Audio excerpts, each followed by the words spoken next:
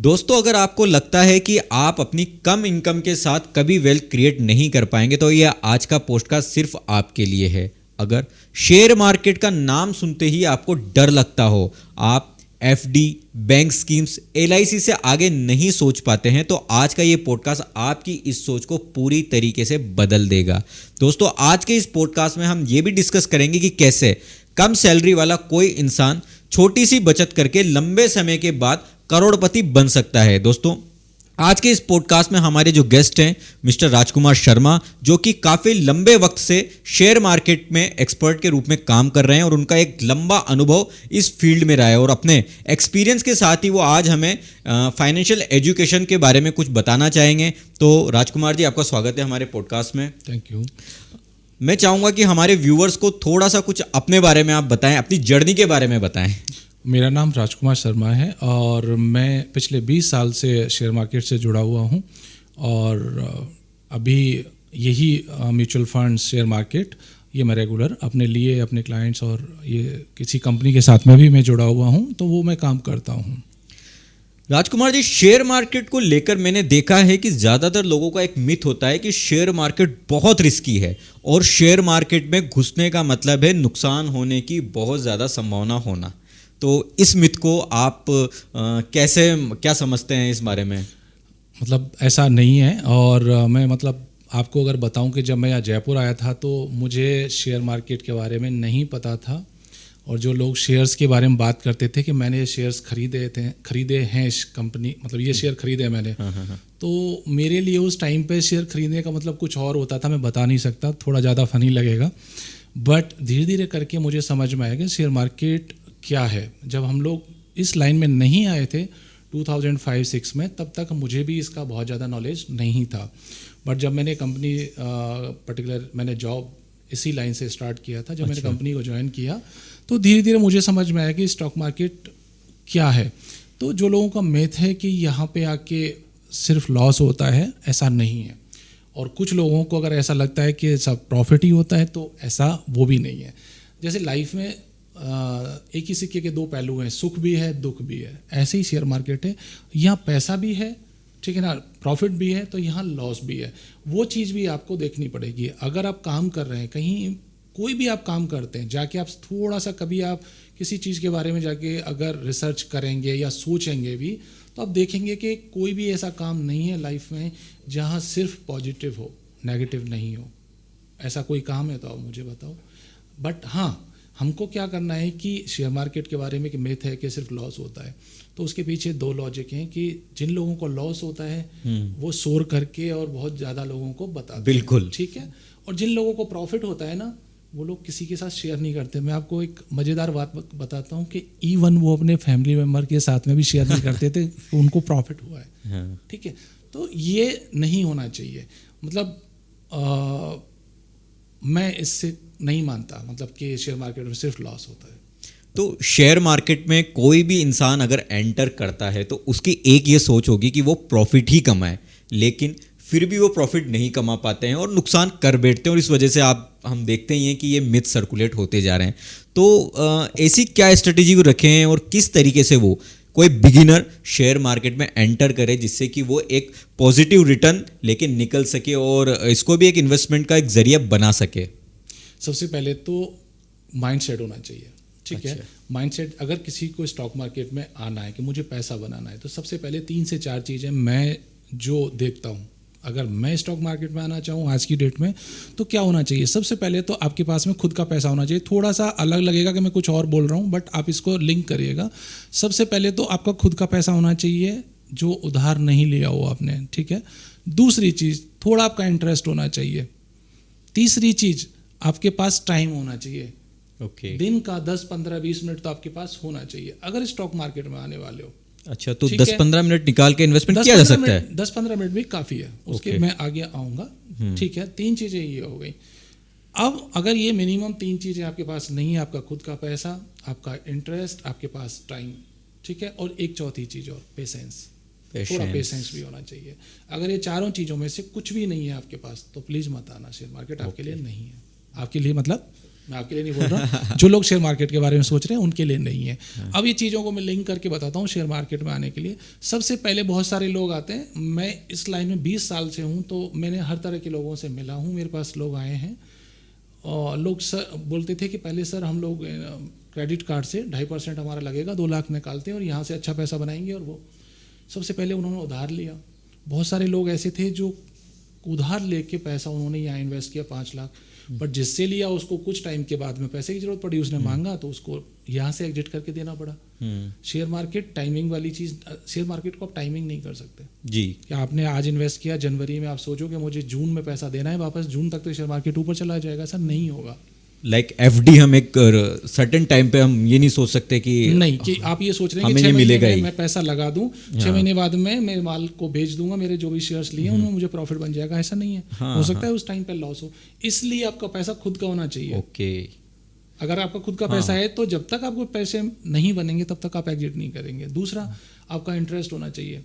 आपको किसी ने बोला और फोर्सफुली आपको दिला दिया, आपका इंटरेस्ट ही नहीं है, आपने आपका शेयर 100 रुपये का शेयर 140 रुपये हो गया, आपका इंटरेस्ट है ही नहीं, आप देखते ही नहीं हो अपने शेयर को, ठीक है, 140 जाके फिर दोबारा से 100 रुपये आ गया, आपका इंटरेस्ट नहीं था, आपने देखा ही नहीं, आप प्रॉफिट बुक कर पाते अगर आपका इंटरेस्ट होता तो आज वही शेयर जहाँ खरीदा था, जहाँ से स्टार्ट किया था वही है, प्रॉफिट के चांस खो दिए हमने। बिल्कुल, इंटरेस्ट नहीं है तो अब अगर उसको जाके देख ही नहीं रहे अपनी चीज़ को तो फिर कोई लॉजिक नहीं है। फिर तीसरी चीज़ हम लोगों ने बात की इंटरेस्ट के अलावा टाइमिंग।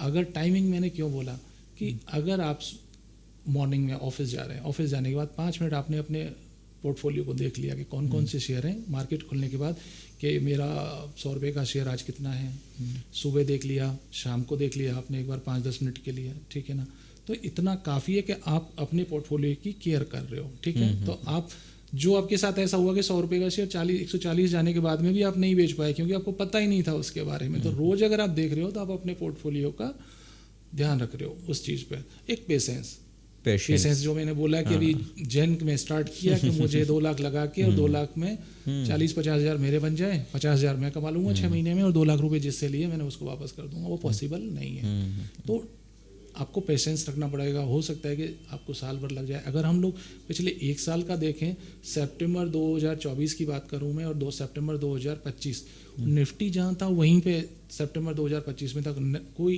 रिटर्न्स नहीं थे उसके। ओके, निफ्टी में अगर आप डेटा को जाके चेक करेंगे तो जी। तो ये चारों चीज़ें हैं। अगर ये चारों चीज़ें आपके पास हैं, ठीक है, हो सकता है बहुत सारे लोग मुझसे मतलब इस चीज़ पर सहमत ना हो, बट मैं मेरे एक्सपीरियंस से कह रहा हूँ कि एटलीस्ट ये 4 चीज़ होनी चाहिए अगर आपको शेयर मार्केट में आना है। शेयर मार्केट में आने के लिए जो कोई इंसान सोचता है वो शुरुआत ज़्यादातर मैंने देखा है अपने आसपास, अपने दोस्त वगैरह, कोई एडवाइस दे देगा कि मैंने फलाना शेयर लिया था, ये इतना बढ़ गया, तो एक इंसान में बज़ क्रिएट होता है कि मैं भी आऊँ। और इवन आजकल सोशल मीडिया पे हम देखते हैं, यूट्यूब, इंस्टाग्राम, उस पर कई सारी कहानियाँ सर्कुलेट होती है और उसको देख के कई लोग एंटर करते हैं, लेकिन वही नुकसान खाने के बाद फिर नहीं, ये सब नहीं करना चाहिए। जैसे मैं आपको एक चीज़ बताता हूँ कि अगर आप अपना पैसा घर वालों से लिया है, घर वालों ने इन्वेस्ट करने के लिए दिया है, तो हो सकता है कि आपको उसकी वैल्यू नहीं हो, बट जब आदमी खुद अर्न करता है तो उसकी वैल्यू ज़्यादा होती है और वो उसे खोना नहीं चाहता। तो मैं ये कहूँगा कि सबसे पहले अगर शेयर मार्केट स्टार्ट करना है तो आप सबसे पहले मेहनत करो, थोड़ी सी आप रिसर्च करो, ठीक है ना, कि क्या चीज़ सही है क्या गलत है। आप पता करो कि मेरे लिए, मैं अगर शेयर मार्केट में जाना चाहता हूँ तो क्या जरिए हैं, कौन से तरीके हैं जिनसे मैं शेयर मार्केट में जाके इन्वेस्ट कर सकता हूँ। आज मैं एक एग्जांपल देता हूँ, कोई भी पर्सन, मतलब मैं किसी पर्टिकुलर फ़ोन की बात नहीं करता हूँ, आज मुझे फ़ोन लेना है तो मैं फ़ोन गूगल पे जाके या अपने दोस्तों से, जो लोग फ़ोन जिसके पास मैंने अच्छा फ़ोन देखा उनसे सजेशन ले रहा हूँ कि इसके फंक्शन कैसे हैं, क्या है, ये रिसर्च करते हैं। बिल्कुल ठीक है। गाड़ी लेनी है भाई साहब, आप 5 बार एक शोरूम पे 5 बार जाते हो, अलग अलग शोरूम पे 5 बार जाते हो, एक गाड़ी के लिए रिसर्च करते हो, ठीक है ना, कि भाई मुझे 10 रुपये यहाँ से सस्ती मिल जाए, ठीक है ना, इसमें ये फंक्शन हो जाए, इसमें ये पैकेज ऐड कर दें, ठीक है ना, और इंश्योरेंस थोड़ा कम हो जाए, उसके लिए आप रिसर्च कर रहे हो, जाके मेहनत कर रहे हो। बट शेयर मार्केट में आने के लिए आपके पास टाइम नहीं है कि रिसर्च करें, कि एक सही कंपनी ढूंढें, एक सही एडवाइज़र ढूंढें, वो सब आपको करना पड़ेगा। उसके लिए सिर्फ मेरा पड़ोसी है, मेरा दोस्त है, मेरा रिलेटिव है, सही नहीं है मेरे हिसाब से। आपको अगर कोई भी काम करना है प्रॉपर तरीके से जाके करो। आप सबसे पहले अगर आपको शेयर मार्केट में जाना है, किसी सेबी से रजिस्टर्ड जो कंपनियां हैं उनके साथ जाके जुड़िए, ठीक है। फिर जो सेबी से ऑथराइज पर्सन है जो आपको एडवाइज कर सकते हैं उनसे ही जाके जुड़िए, ओके, जो सेबी से ऑथराइज है। हाँ, ठीक है। बहुत सारे लोग आजकल आपके पास में कॉल्स आते हैं, सर हम यहाँ से बोल रहे हैं, हम यहाँ से बोल रहे हैं, हम कॉल्स देते हैं आपको, आप हमारे थ्रू काम करिए, हम आपको जो अभी आपका लॉस हुआ है या नहीं हुआ है, आप काम आपको अच्छा प्रॉफिट कराएंगे। तो उनके जरिए ये सब नहीं करना। आप सेवी से जो रजिस्टर्ड हैं कंपनियां और एनालिस्ट, उनके थ्रू ही जाके इन्वेस्ट करें। ओके। शेयर मार्केट को लेकर जैसा कि हम देखते हैं कि एक प्रॉपर मैनर में ही हमें इन्वेस्टमेंट करना चाहिए। और शेयर मार्केट का अगर हम प्रीवियस ट्रैक रिकॉर्ड देखें, अगर कोई इंसान है जो शेयर मार्केट को लेकर अभी भी उसको लगता है कि ये रिस्की है, तो हो सकता है उसको प्रीवियस रिकॉर्ड देख के, थोड़ा सा स्टैट्स देख के थोड़ा सा समझ में आ सके कि शेयर मार्केट इतना बुरा नहीं है। तो थोड़ा सा मैं ये कहूँगा कि मैं बहुत पुरानी बात तो ज़्यादा नहीं करूँगा। जब निफ्टी और सेंसेक्स स्टार्ट हुए थे कि 100 पॉइंट से, वो मैं भी ज़्यादा आपको डेटा नहीं दे पाऊँगा, बट मैं अभी लेटेस्ट डेटा देता हूँ। जब से मैं इस लाइन में हूँ, 2005-6 में मैं इस लाइन में आया था। आते ही मैं जॉब करता था उस टाइम पे, आते ही 2008 का रिसेशन आया था। रिसेशन से पहले आपका निफ्टी टॉप कर रहा था 2008 जैन में। Okay. उस टाइम निफ्टी का वैल्यू था 6200-300 के आसपास की वैल्यू थी निफ्टी की। और उस टाइम 2008 का मंदी स्टार्ट हुआ। हम लोग अक्टूबर या नवंबर के आसपास की बात है। उस टाइम निफ्टी ने लो बनाया था 2300 के आसपास, 2300 के आसपास। 6300 से हम लोग 2300 पे आ गए। लोग पैनिक में पूरा, जिसने डर के माल बेचा या एग्जिट किया मार्केट से, वो लोग एग्जिट भी हुए। मतलब कुछ लोग, मैं उस टाइम पे था तो मुझे लाइव ऐसे याद है जैसे मुझे कोविड का भी ऐसे याद है कि जैसे कल की बात हो।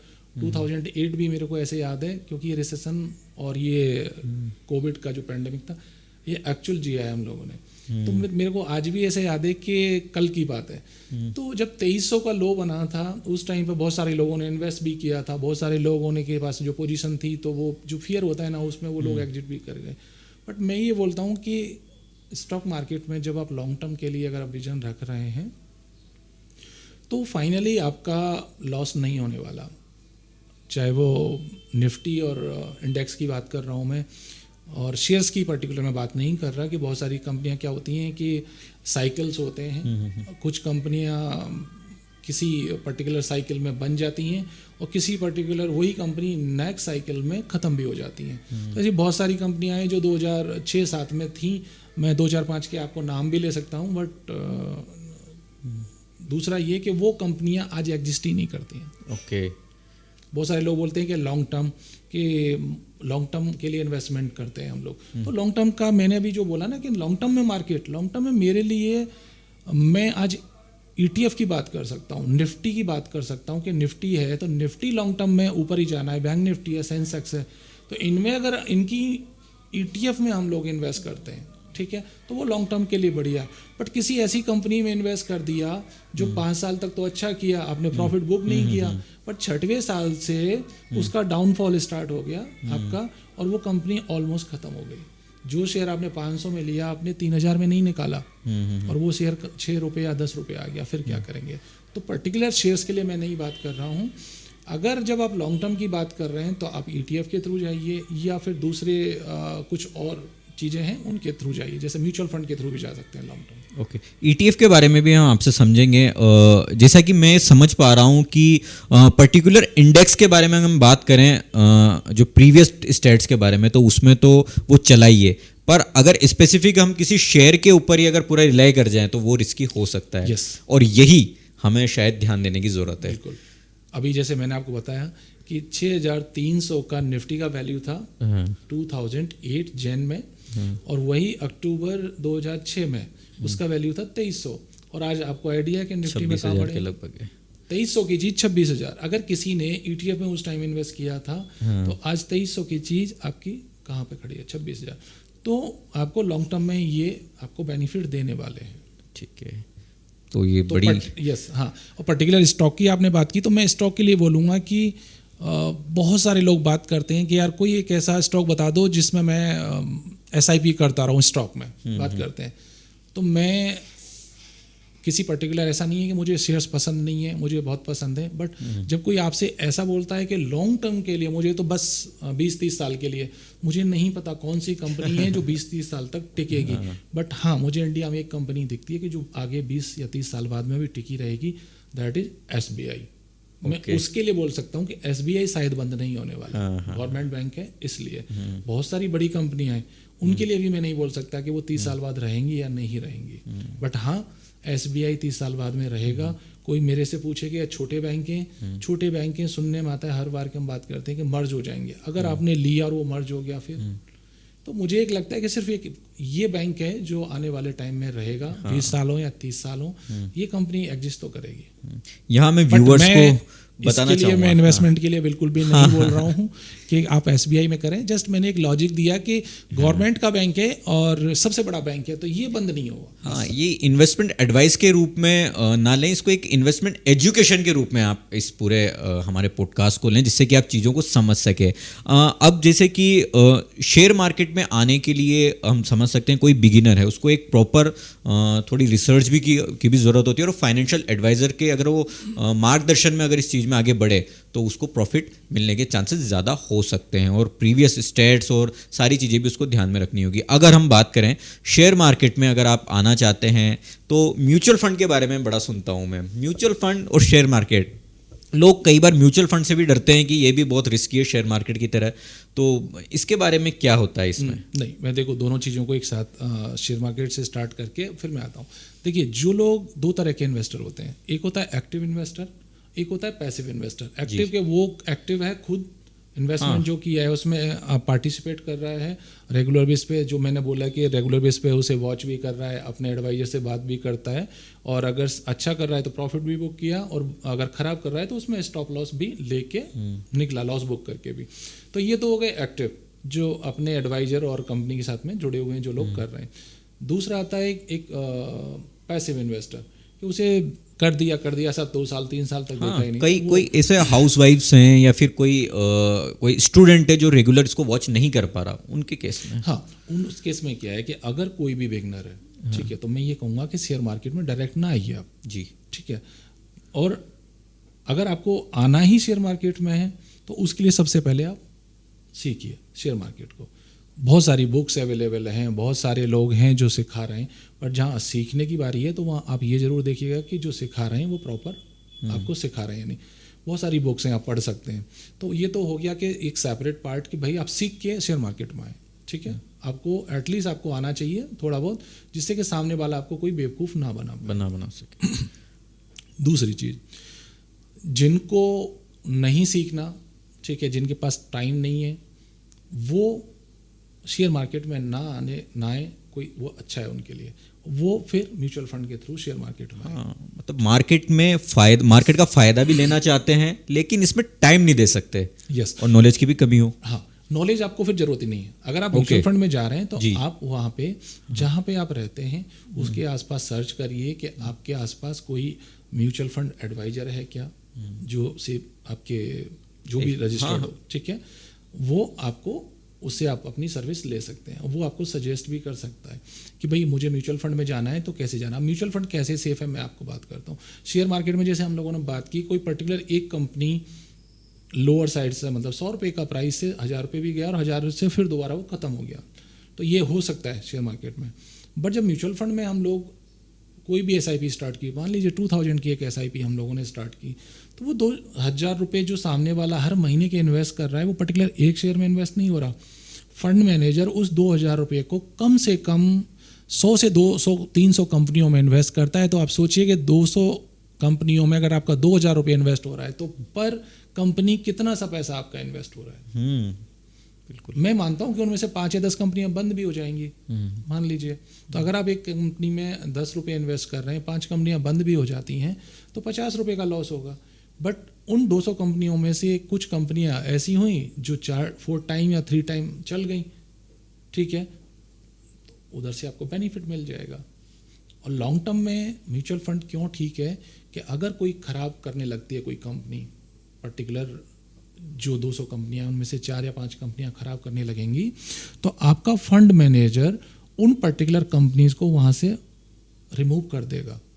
वो फंड मैनेजर है ही इसलिए, वो एक्टिवली आपके फंड को मैनेज करता है, वो एक्सपर्ट है, और जो कंपनियां अच्छा कर रही हैं उनको वो रखेंगे आने वाले टाइम के लिए, इन फ्यूचर लॉन्ग टर्म के लिए, और जो कंपनियां खराब करेंगी उनको एग्जिट कर देंगे, उनकी जगह दूसरी कंपनियां लाएंगे। तो आपके फंड मैनेजर यही करेंगे। तो म्यूचुअल फंड में लॉन्ग टर्म के लिए आपको इन्वेस्टमेंट करके प्लान कर सकते हैं।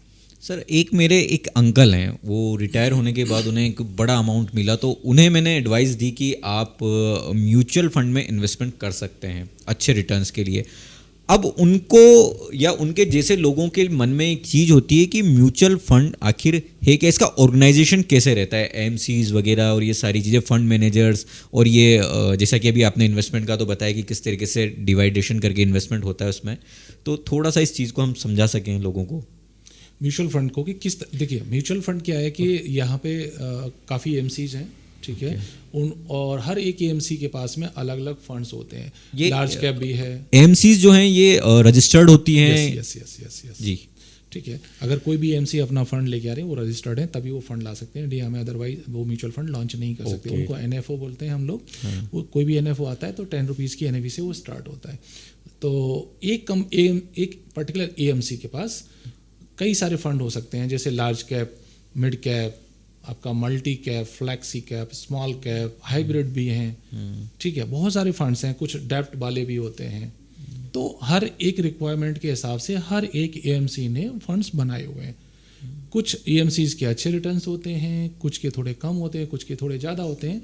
तो आप ये चीज़ जाके आपको रिसर्च करनी पड़ेगी कि मुझे किस पर्टिकुलर एएमसी का म्यूचुअल फंड लेना है। उसके लिए आप टॉप 3 टॉप 5 का रिसर्च करें, आराम से कंपैरिजन कर सकते हैं। यहाँ एमसी से मतलब असेट मैनेजमेंट कंपनीज है जो रजिस्टर्ड होती हैं और उन्हीं के द्वारा ये म्यूचुअल फंड्स की स्कीम से, प्लान से वो लॉन्च किए जाते हैं जी।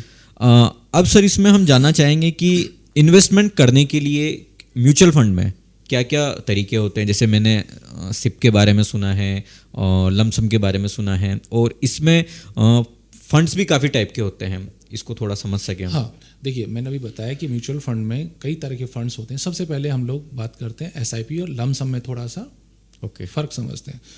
लमसम वो अमाउंट है जो आज मान लीजिए कि आपको ₹1,00,000 कहीं इन्वेस्ट करना है, या कोई रिटायर्ड हुआ उसको इन्वेस्ट करना है, ठीक है, तो उसने पूरा 20 लाख उसको मिला या 50 लाख उसको मिला, या उसके पास 1 लाख है, कोई भी हो सकता है, मैं भी हो सकता हूँ, मुझे 1 लाख डालना है, तो मैंने पर्टिकुलर ₹1,00,000 आज की डेट में अगर म्यूचुअल फंड में इन्वेस्ट कर दिया, मुझे मिड कैप अच्छा लगता है, मुझे स्मॉल कैप, लार्ज, जो भी मुझे अच्छा लगता है मैंने उसमें डाल दिया, तो ये लमसम होगा कि मैंने पूरा एक बार में ही ₹1,00,000 डाल दिया। तो इसे हम लोग वन टाइम, वो लमसम वन टाइम आज डाला, मैं कल भी डाल सकता हूँ, मैं परसों भी डाल सकता हूँ, हर रोज़ में 10-10 हज़ार लमसम डाल सकता हूँ, मैं कभी भी डाल सकता हूँ। तो जो मैं इकट्ठा एक अमाउंट डाल रहा हूँ वो लमसम बोलते हैं।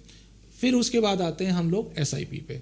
एसआईपी क्या है? सिस्टमेटिक इन्वेस्टमेंट प्लान, कि आपने एक सिस्टम बना लिया कि हर महीने कुछ सर्टेन अमाउंट आप म्यूचुअल फंड में डालने वाले हैं। ओके, वो 1000 भी हो सकता है, इंस्टॉलमेंट के रूप में कि एक इंस्टॉलमेंट आपकी म्यूचुअल फंड में जाती है। इंस्टॉलमेंट नहीं बोलूँगा मैं एक तरह से कि इंस्टॉलमेंट के लिए थोड़ा नेगेटिव है ये कि भाई, बट हाँ एक पर्टिकुलर अमाउंट आपने जो भी डिसाइड किया, 500 से मिनिमम स्टार्ट कर सकते हैं हम, 500, 1000, 2000, ₹2,000 आपका पर्टिकुलर जो डेट आप फिक्स करते हैं कि मुझे मेरी तनख्वाह आती है साहब 10 तारीख को, तो मेरा 10 को आता है, तो आप 10 के बाद में कभी भी लगा दें, 11, 12, 15 जो भी आपने डेट चूज़ की इनिशियली टाइम पे, उस डेट को वो पैसा आपका डेबिट हो जाएगा और वो पैसा आपका म्यूचुअल फंड में लग जाएगा। यस, वो इन्वेस्ट हो जाएगा।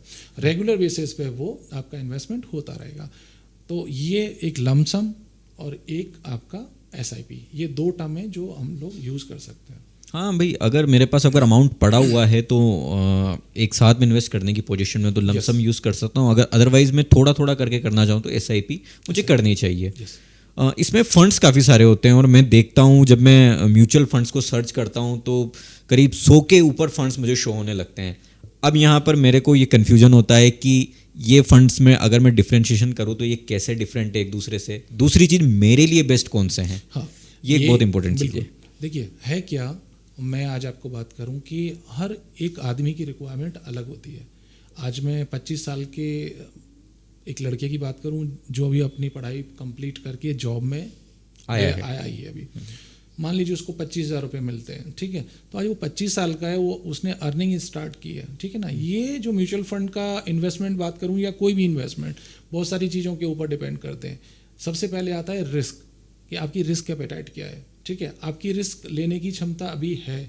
एक में 60 के बाद में जो रिटायर्ड हो चुके हैं, अभी आपने बात किया कि आपके अंकल हैं, वो रिटायर्ड हो गए, तो उतना रिस्क आपके अंकल नहीं ले पाएंगे। क्यों? क्योंकि उनकी अर्निंग नहीं है अब, वो रिटायर्ड हो चुके हैं। और जो अभी जॉब में आया वो रिस्क ले सकता है, ठीक है, क्योंकि वो अब 35 साल कमाएगा, 35 साल तक वो जॉब करेगा। तो जब 35 साल जॉब करेगा तो वो रिस्क ले सकता है। बट जो अब जॉब नहीं करेगा वो रिस्क कैसे लेगा?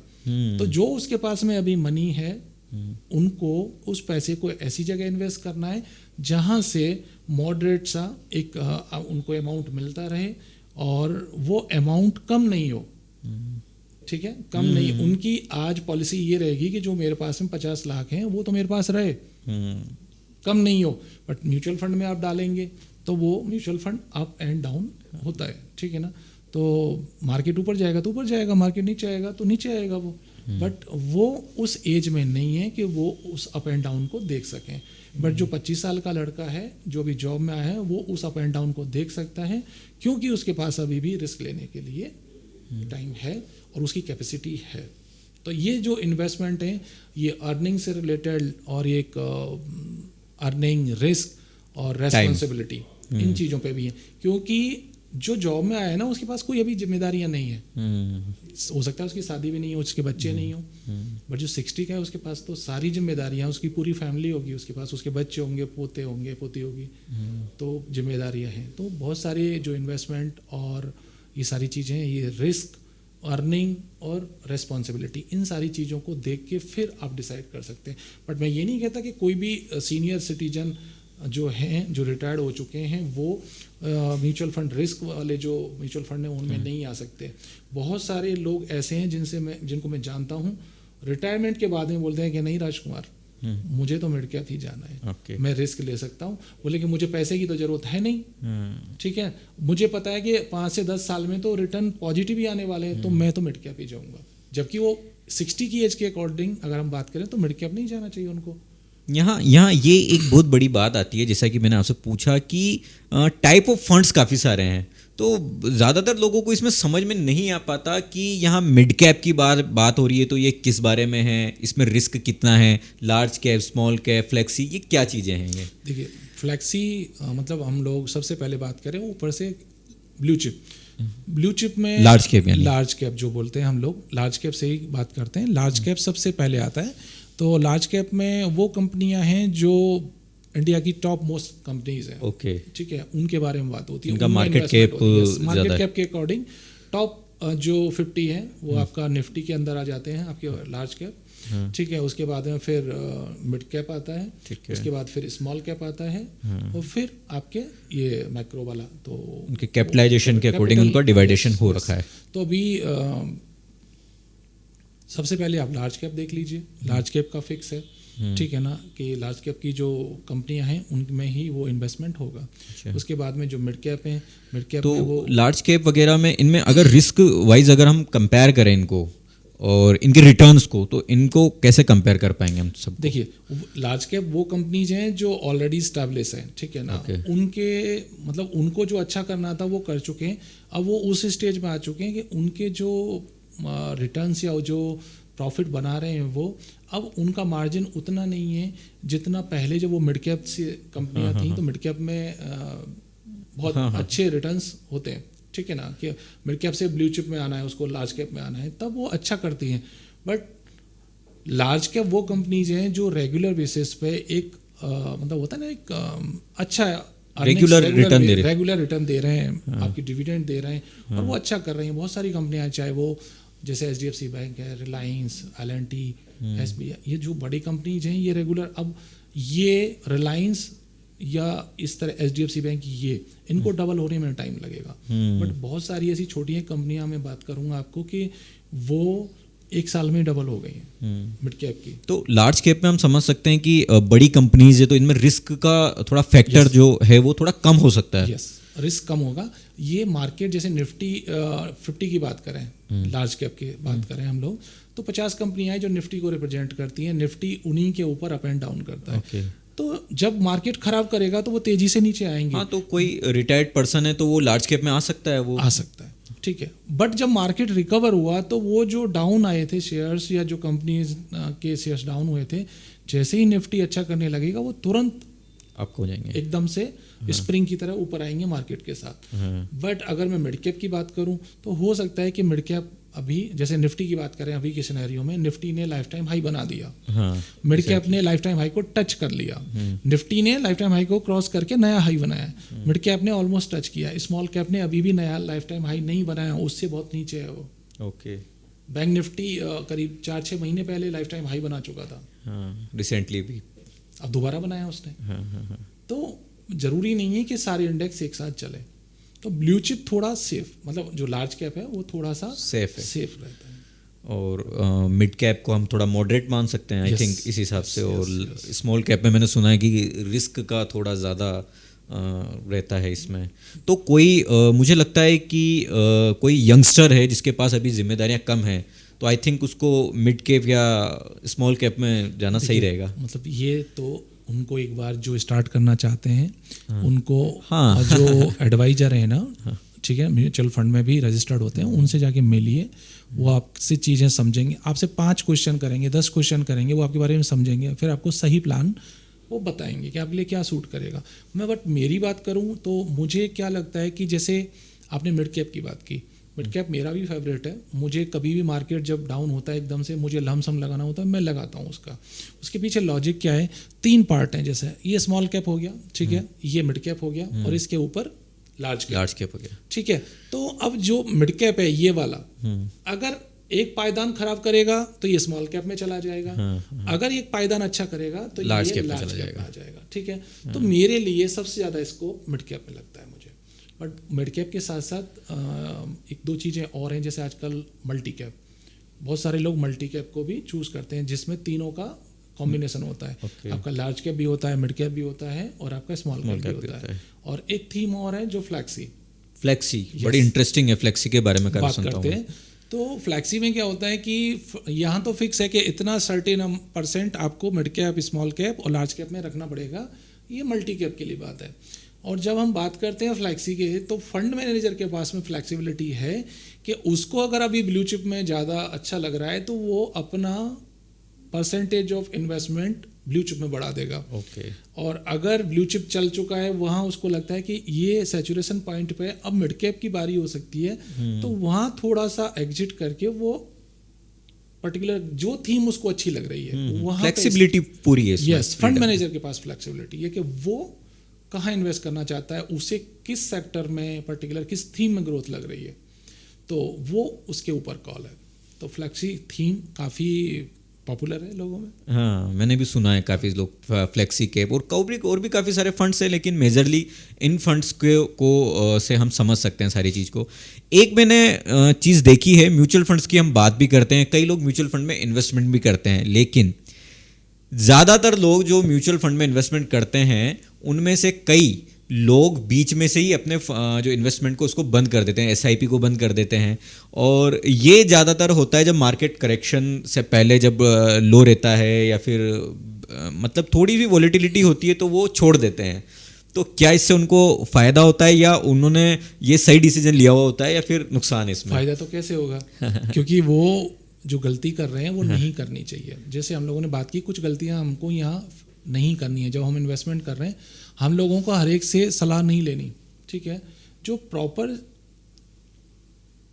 पर्सन है उससे जाके एडवाइस लेनी है, आपको पड़ोसी, यार दोस्त। मैं ये नहीं कह रहा कि आप अपने यार दोस्तों को छोड़ दो, यार दोस्त मस्ती करने के लिए, अपनी हर चीज़ डिस्कस करने के लिए, फाइनेंशियल एडवाइस के लिए थोड़ी ना है। बट अगर आपका कोई दोस्त फाइनेंशियल एडवाइजर है तो फिर उससे आप लो, उसमें कोई दिक्कत नहीं है। बट आप दोस्त से जिससे फाइनेंस की नॉलेज नहीं है या स्टॉक मार्केट या म्यूचुअल फंड की नॉलेज नहीं है, उससे सजेशन ले रहे हो और उसने जो बोल दिया आपने कर लिया, तो बेटर है कि आप किसी ऐसे पर्सन को ढूंढो जो इस लाइन का एक्सपर्ट है, उसी के थ्रू जाओ, ठीक है। लेटर सूनर आपको समझ में आएगा कि आपने सही डिसीजन लिया। दूसरा, जो एक गलत डिसीजन लोग करते हैं, एसआईपी में इन्वेस्टमेंट तो स्टार्ट कर दिया, ठीक है, 2 साल चलने भी दिया, 2 साल मार्केट अप एंड डाउन चल रहा था, कोई दिक्कत नहीं थी।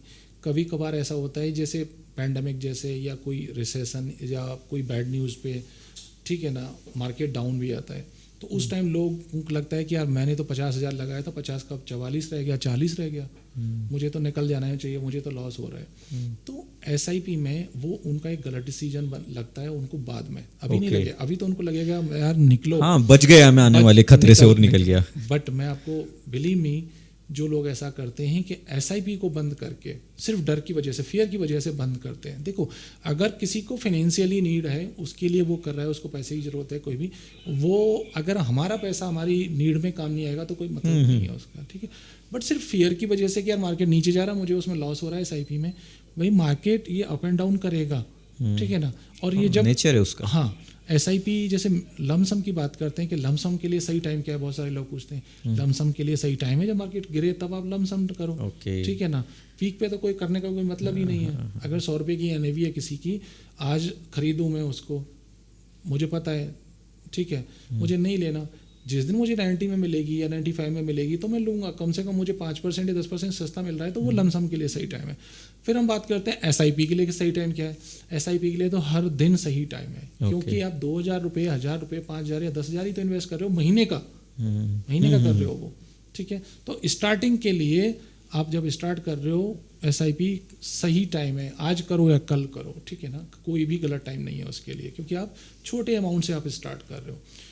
गलत डिसीजन ये होगा कि आप 2 साल बाद, 3 साल बाद उसे बंद कर दें। मैं तो ये चाहता हूँ कि जब किसी ने एसआईपी स्टार्ट की तो उसके बाद में 1 या 2 साल बाद में उसे 2 से 3 साल का मार्केट में जो फॉल आता है ना, कि काफ़ी 2 से 3 महीने तक, मतलब 2-3 साल तक मार्केट डाउन रहा, तो जो 100 रुपये की एनएवी थी वो 90 आएगी, 80 आएगी।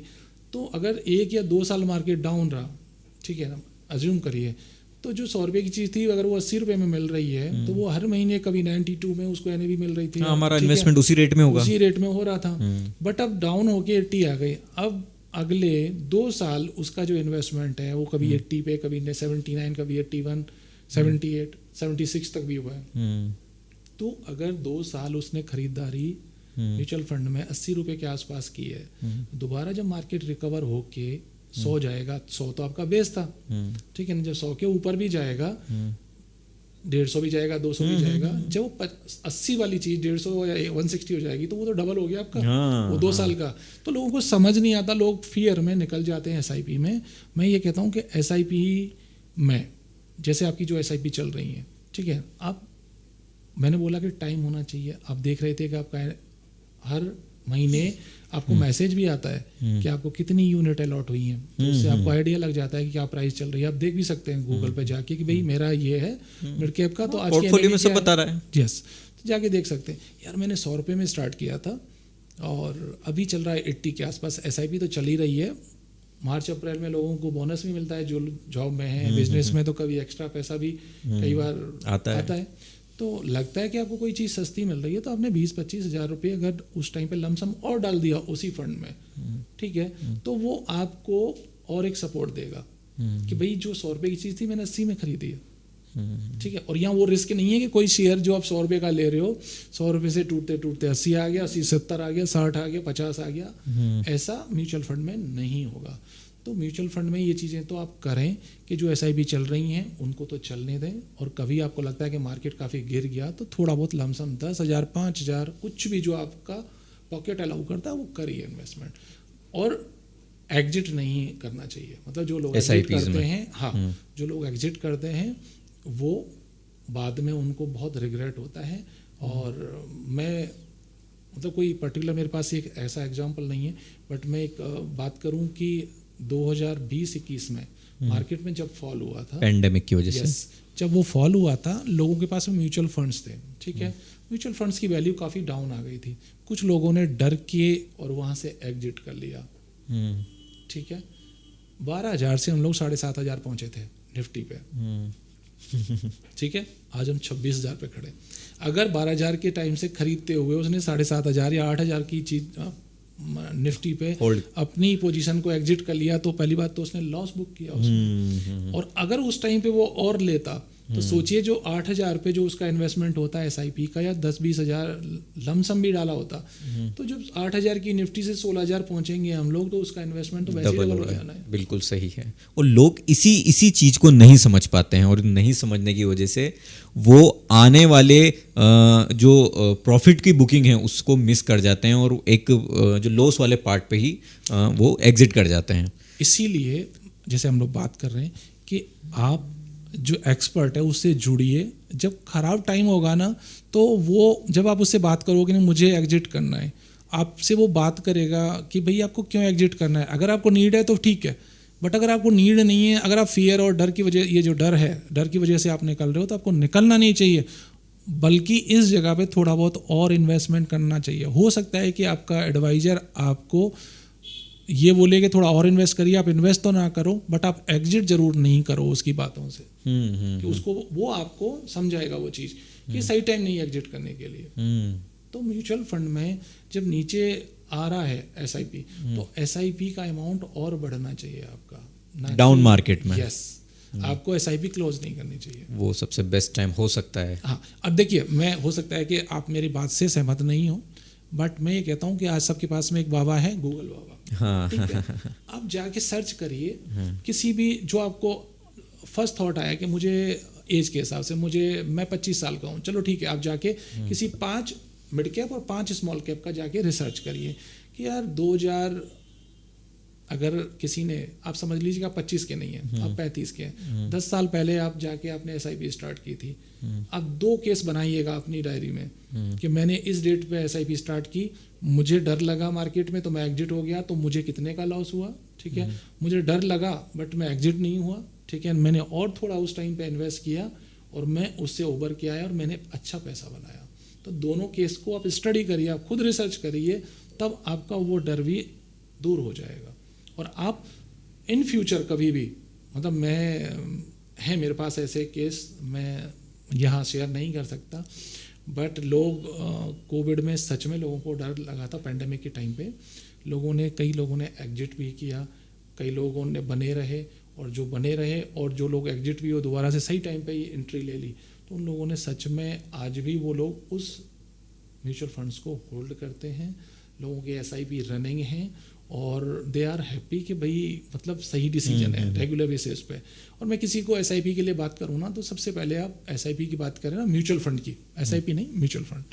मिनिमम कोई भी म्यूचुअल फंड के लिए इन्वेस्टमेंट के लिए बात कर रहा है तो 5 to 7 ईयर मिनिमम होने चाहिए उसके पास। ओके, हाँ बिल्कुल, उसको हम आप 1 या 2 साल से बिल्कुल भी मत रखिएगा। 5 to 7 ईयर कैसे आया? 5 to 7 ईयर ऐसे कि जैसे आज हमारे यहाँ जो सरकारें हैं वो हर 5 साल में चेंज होती हैं। जैसे मान लीजिए कि सरकारें चेंज होती हैं तो पॉलिसी नई आती हैं, ठीक है ना। कोई मैन्युफैक्चरिंग पे सरकार ज़्यादा ध्यान देती है, कोई मतलब जैसे अभी देखिए कि PSU कितने टाइम से सरकारी बैंक और ये नीचे पड़े हुए थे, नहीं चले थे। डिफेंस के शेयर पहले भी थे, कभी नहीं चले, बट अब देखिए कि डिफेंस के शेयर ने कितना अच्छा किया है। तो पॉलिसीज़ गवर्नमेंट बनाती हैं, कई सारे शेयर्स चलते हैं, कई सारे शेयर्स खराब करते हैं। तो 5 साल में मैं इसलिए बोलता हूँ म्यूचुअल फंड में कि वो सरकार के जो बनी हैं उनकी जो पॉलिसीज़ हैं उनके रिजल्ट्स आना स्टार्ट होते हैं। और 5 साल मिनिमम इसलिए कि आपने जो इन्वेस्टमेंट किया है, अगर आप मिड में भी आए, मान लीजिए कि अभी ये सरकार का कुछ टाइम निकल गया है, अगर कोई आज अभी इन्वेस्ट करता है तो मैं बोलूँ कि उसको 5 to 7 ईयर, तो 5 to 7 ईयर में वो दूसरी सरकार भी आ जाएगी जो आने वाली है, कौन सी होगी मुझे नहीं पता। 7 ईयर इसलिए कि फिर वो सरकार अपना कुछ पॉलिसीज कंप्लीट करने वाली होगी, तो आपको अच्छे रिटर्न। और जितना आप मिनिमम है ये तो 5 to 7 ईयर, जितना आप लॉन्ग रखेंगे, बिलीव मी, आप खुद को याद करेंगे, खुद को थैंक यू बोलेंगे आप कि। और एक और बात मैं बोलना चाहता हूँ कि 2 चीज़ें हैं, जितना जल्दी हम स्टार्ट कर दें वो बहुत बढ़िया रहेगा। एक है आपका SIP, आप जितना जल्दी स्टार्ट कर देंगे उतना बड़ा अमाउंट कॉर्पस आप इकट्ठा कर पाएंगे। बिलीव मी, आप खुद को थैंक यू बोलने वाले हैं, ठीक है। और आप 1000 से भी स्टार्ट करते हैं ना, या 2000 से भी स्टार्ट करते हैं, तो आप खुद को ही थैंक यू बोलने वाले हैं इस चीज़ के लिए। एक हमारे ट्रेडिशनली जो इन्वेस्टमेंट की आदत रही है, बैंक एफडी, बैंक स्कीम्स और LIC, यहाँ तक ही लिमिट हो जाती है। और मैंने जो Tier 2 Tier 3 सिटीज़ देखी है, वहाँ पर तो म्यूचुअल फंड को लेकर हो सकता है 100 में से 5 लोग थोड़ा सा इंटरेस्ट जताते हों, 10 लोग अब इंटरेस्ट जताने लगे हों, लेकिन फिर भी एक बहुत बड़ा हिस्सा है जो अभी भी इन्हीं ट्रेडिशनल जो इन्वेस्टमेंट की टूल्स है, इन्हीं पर यकीन रखता है। तो अगर हम इनको कंपेयर करें तो, और फैक्ट्स पे अगर बात करें कि इनके रिटर्न्स को कंपेयर करें, इन्फ्लेशन को देखें, तो क्या है इसका डेटा? देखिए, हम लोग कंपेयर कर सकते हैं, बट हर एक चीज़ अपने आप में अलग है, ठीक है। जैसे मैं बात करूं कि जिस जनरेशन में हम लोग आज खड़े हैं, यहाँ पे बहुत सारे टूल्स हैं इन्वेस्टमेंट के हमारे पास। मैं एक जनरेशन पीछे जाता हूँ, मेरे फादर वाली जनरेशन में उस टाइम पे एक LIC होता था बस। तो उस टाइम समझ में आता है कि जब नहीं था तो आपके पास में ऑप्शन वही करते थे, ठीक है। बट आज मेरे पास में कम से कम 5 से 10 ऑप्शन है, ठीक है। तो मैं क्यों जाऊँ? आजकल बहुत सारे लोगों से मिलता हूँ तो यूलिप किए हुए हैं, यूलिप करके पछता रहे हैं। वो बताते हैं कि यार उसमें तो कुछ है नहीं, इंश्योरेंस लिंक्ड इन्वेस्टमेंट, ठीक है, यूलिप। तो मैं उसका एक्सपर्ट नहीं हूँ, ठीक है ना, मैं उस पर कुछ नहीं बोलता। बट कई सारे लोगों ने जो बताते हैं कि यार मेरा यूलिप है, बट मेरा उसमें अभी कुछ लोगों के बन भी रहे हैं, अच्छे बन रहे हैं, कुछ लोगों के नहीं बनते हैं, ठीक है ना, वो सारी चीज़ें। बट मैं ये कहूँगा कि अगर आपको, जैसे FD की बात की, तो FD भी हमारे पास में, मैं पर्टिकुलर फैन नहीं हूँ FD का, क्योंकि मैं पिछले 20 साल से इस लाइन में हूँ। तो मुझे लगता है कि जब भी पैसा हो, मार्केट डाउन आए, पैसे को आप रखो अपनी बैंक में, जिस दिन मार्केट डाउन आए आप लमसम डाल दो म्यूचुअल फंड में, वो मुझे ज़्यादा अच्छा लगता है। 7% मुझे देगा। और अभी बैंक में जो सेविंग अकाउंट में होता है वो 4% देते हैं, तो क्या मतलब है उसका, ठीक है, वो 7 दे देंगे मुझे। तो 7% कमाने से बेटर है कि मैं 2 से 4 महीने वेट करता हूँ, जब मार्केट में करेक्शन होता है तो आप अपना जो फेवरेट थीम है, चाहे वो मिड कैप है या लार्ज कैप है या फ्लैक्सी है, कोई भी थीम आपको जो पसंद आती है आप उसमें डाल दीजिए। हाँ, अगर हम इन्फ्लेशन को की रेट भी देखें, बिल्कुल, तो आप इन्फ्लेशन की जो रेट है, मान लीजिए कि इंडिया में 4 to 9 तक का रेंज, हाँ 6% हम आइडियली लेके चलते हैं, 6%, 7% के आसपास आपकी इंटरेस्ट है, 6.5 और 7। तो आप मुझे बताइए कि जितना इन्फ्लेशन है, ठीक है ना, उसके आसपास ही आपका इंटरेस्ट रेट है, तो आपने कमाया क्या? पैसा। हम तो 1% नुकसान में इसी हिसाब से, तो मतलब फिर उस पर टैक्स भी देना है। हाँ, टैक्स भी देना है, ठीक है। तो मैं ये नहीं कहूँगा नुकसान, बट आपने अर्न कुछ नहीं किया। अर्न कुछ नहीं किया, पैसा वहीं के वहीं। इन्फ्लेशन जो लोग नहीं समझते उनको बता दूं कि इन्फ्लेशन का मतलब है कि जो हमारे पैसे की वैल्यू है वो हर साल महंगाई के प्रोपोर्शनल में कम होती चली जा रही है, महंगाई के साथ कम होती चली जा रही है। तो इन्फ्लेशन का हम 6 से 7% या 8% मान सकते हैं। सरकार का हर साल इसमें मतलब डेटा आता है। इन्फ्लेशन को मतलब देखेंगे तो इन्फ्लेशन जो है आपकी, इन शॉर्ट अगर हम बात करें कि इन्फ्लेशन को आप रोक नहीं सकते चाह के भी, तो आपका जो इन्वेस्टमेंट है एटलीस्ट ऐसा हो कि वो इन्फ्लेशन को बीट करे। हाँ, मैं ये नहीं कहता कि वो 10% से बीट करे, बट एटलीस्ट अगर 6% का इन्फ्लेशन है तो आप 12-14% तो कमाओ, जो इन्फ्लेशन से आपको एक्स्ट्रा 6% ही है वो। अगर आप अगर आपने FD की, जिसकी रेट आजकल 6 से 7% है लगभग, यंग एज में, एक देखिए, मैं ये नहीं कहता कि FD नहीं होनी चाहिए, एक सिक्योरिटी के लिए सर्टेन अमाउंट की FD आपके पास होनी भी चाहिए, ठीक है, FD होना चाहिए। और FD में आपको रखना भी चाहिए सिक्योरिटी, और वो कॉन्फिडेंस भी देता है। तो एटलीस्ट वो अर्निंग पर्पस से नहीं है, वो आपने दूसरे पर्पस से रखी हुई है कि एटलीस्ट मेरे पास 5 लाख का FD है, 10 लाख का FD है, वो पैसा कम नहीं हो रहा इन्फ्लेशन की वजह से, ठीक है, बट वो आपकी नीड है। वो नीड कैसे है? घर में कोई इमरजेंसी है उसके लिए, ठीक है, कि भगवान ना करे घर में किसी की इमरजेंसी हो, तो एटलीस्ट कुछ सर्टेन पार्ट पे आपकी FDs होनी चाहिए। बट बहुत सारे लोगों से मिलता हूँ तो किसी की 5 करोड़ की FD, किसी की 6 करोड़ की FD, तो वो मुझे थोड़ा सा सरप्राइजिंग लगता है कि यार मतलब ठीक है उनको लग रहा है, बट एक्चुअल में जब वो कैलकुलेशन करने जाएंगे ना तो उनको पता लगेगा कि वो आपके इन्फ्लेशन के अगेंस्ट में अगर उसे कैलकुलेट करेंगे तो वो एक्चुअल में कुछ भी अर्न नहीं कर रहे हैं। उनका जो इन्वेस्टमेंट नहीं है वो एक्चुअली इन्वेस्टमेंट का मतलब है कि आपने जो इन्वेस्ट किया फ्यूचर के लिए, वो इन्वेस्टमेंट आगे आपका बढ़ के आएगा, रिटर्न देगा और वो इन्फ्लेशन को बीट करके आएगा, ठीक है। बट जो FD में है वो आपको लग तो रहा है कि 6 से 7% आपको आ रहा है, बट जो इन्फ्लेशन बढ़ रही है रेगुलर बेसिस पे, आप 5 साल बाद में जब आपकी एफडी मैच्योर होगी और 5 साल बाद में जब आप इन्फ्लेशन को देखेंगे, तो जो चीज़ें आज 100 रुपये में खरीद पा रहे थे, पूरा पर्टिकुलर कोई भी एक चीज़ जो 100 रुपये में आ रही थी, वो 5 साल बाद में आप मान लीजिए 5 आने वाले टाइम में 130 रुपये में मिलेगी, वो महंगी हो जाएगी।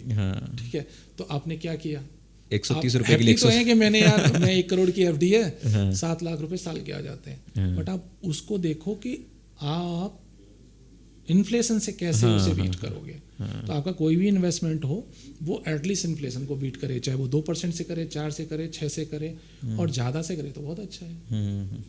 तो बट हाँ, बहुत सारे, जैसे आज हम लोग बात करते हैं कि रिटायरमेंट के बाद क्या, ठीक है ना, तो रिटायरमेंट के बाद में उनको अब लग्जरी नहीं चाहिए, उनको वो नीड बेस हो जाता है कि उनकी नीड है, वो लोग रिस्क नहीं लेना चाहते, तो उनका अगर एफडी में है तो ठीक है, कोई प्रॉब्लम नहीं है उसको, वो उनके लिए सेफ है, वो सेफ्टी चाहिए उनको, उनको कॉन्फिडेंस चाहिए उस एज में।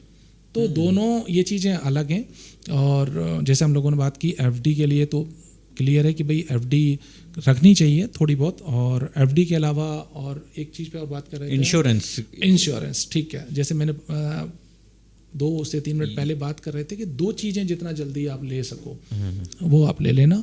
पहले मैंने बात की थी कि एक तो सबसे पहले एसआईपी जितनी जल्दी हो सके अर्ली एज में आप स्टार्ट कर लें, वो आप कर लीजिए। म्यूचुअल फंड में एसआईपी, आप तो अगर 12th में पढ़ते हैं ना, तो आपको पॉकेट मनी मिलता होगा, ठीक है ना, पेरेंट्स से, आप तो 500 रुपये की उसी से स्टार्ट करते हैं। 500 रुपये से कर सकते हैं एसआईपी शुरू? यस, इंटरेस्टिंग है। और मज़ेदार बात करता हूँ, हर किसी का बर्थडे आता है, ठीक है, किस बर्थडे पे हर बच्चे को 5-10 हज़ार रुपये तक तो आराम से आ जाते हैं, ठीक है ना। अगर 10 हज़ार भी आ जाते हैं ना, तो भी वो अगर 500 रुपये की एसआईपी अगर स्टार्ट करता है ना, मतलब इन चीज़ों को मैं किसी बच्चे को नहीं बता सकता ये, ठीक है ना, बट जैसे आज मैं मेरी बच्ची को समझा सकता हूँ, आपकी फैमिली, यस, आपकी फैमिली में बच्चे हैं, आप समझा सकते हो, ठीक है। मैं एक एग्जांपल देता हूँ कि मेरी बच्ची का ही, उसको कहीं से उसकी मासी ने और कुछ डॉलर दिए थे, उसको डॉलर और ये करेंसी कलेक्ट करना फैसिनेटिंग लगता है, ठीक है, उसके पास रखे हुए थे। मैंने बोला ये बढ़ने वाले नहीं है, तो वो बोला कि नहीं कोई दिक्कत नहीं बढ़ने वाले, मेरे मासी ने दिए हैं और मुझे ये रखने हैं।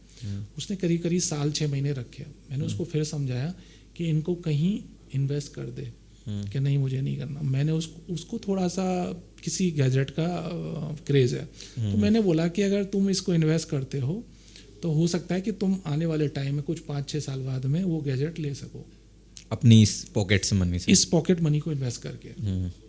तो कि ठीक है, तो उसके पास जो करेंसी थी उसको मैंने देखा, करीब 18-19,000 की थी वो करेंसी। मैंने बोला मैं 6,000 मैं भी दूंगा आपको और 25,000 इन्वेस्ट करो।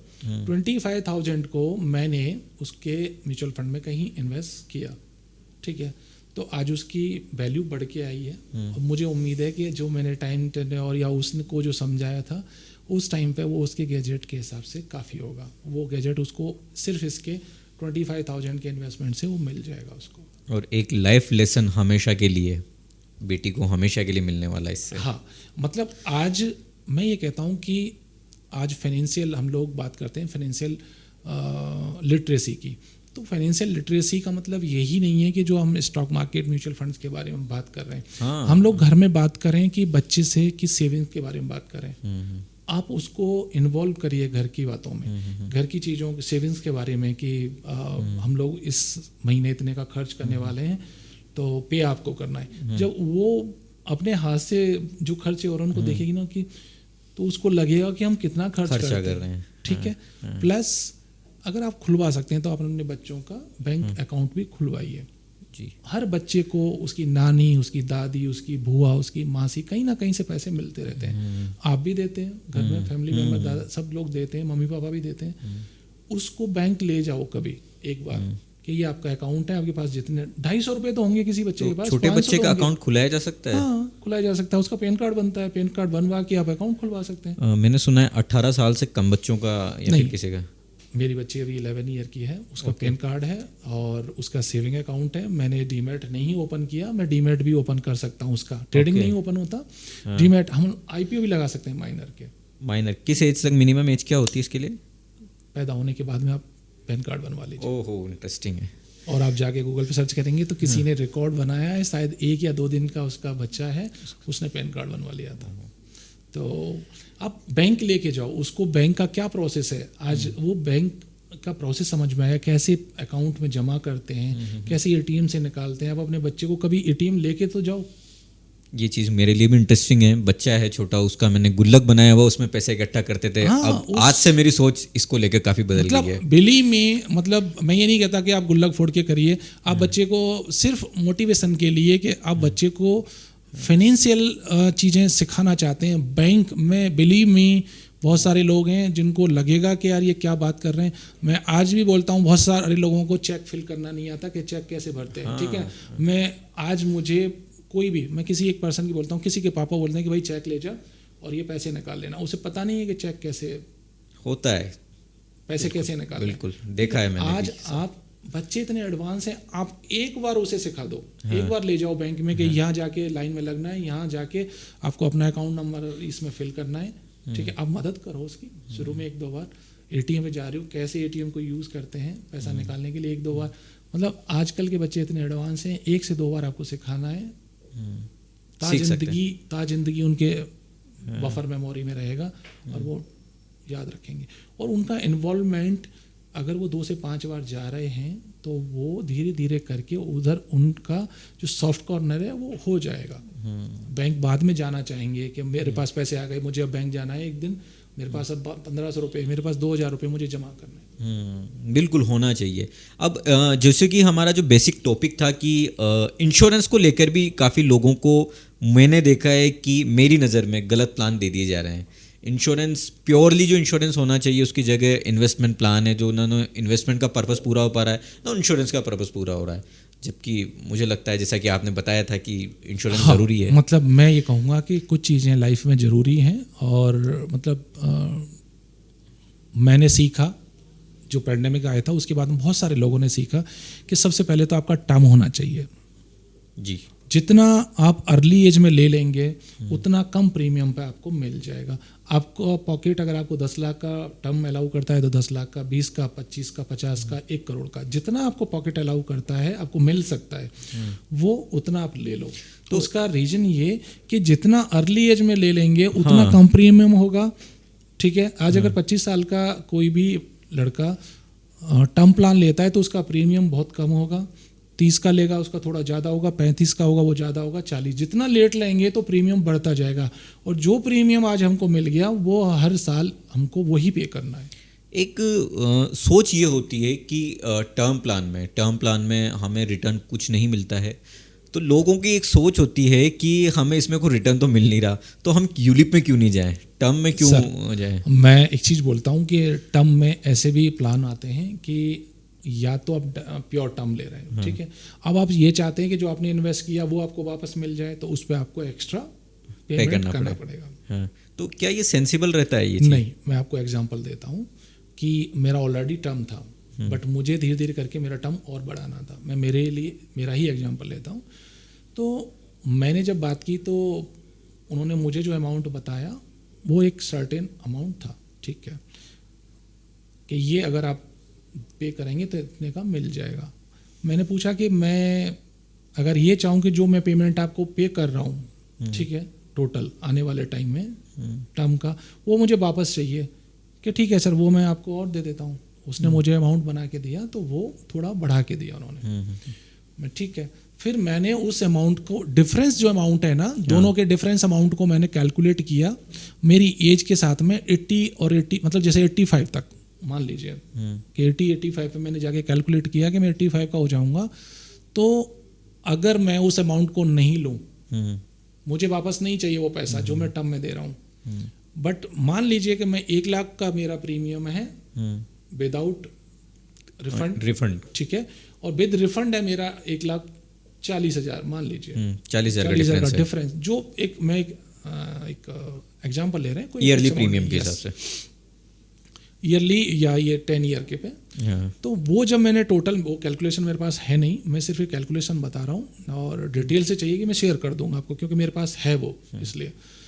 कैन यू बिलीव कि अगर मैं उस अमाउंट को जो मैं आज लगाने वाला हूँ वहाँ उनको एक्स्ट्रा देने वाला था। अगर मैं आज की डेट में उसमें से धीरे धीरे करके रेगुलर उसी अमाउंट को SIP में डाल दूँ या जो पैसा सब जो लमसम है 40,000 रुपया 50,000 रुपये उसे मैं लमसम डाल दूँ, तो उससे मेरे पास में इतना बड़ा कॉर्पस इकट्ठा हो रहा है कि वो मुझे नहीं दे रहे।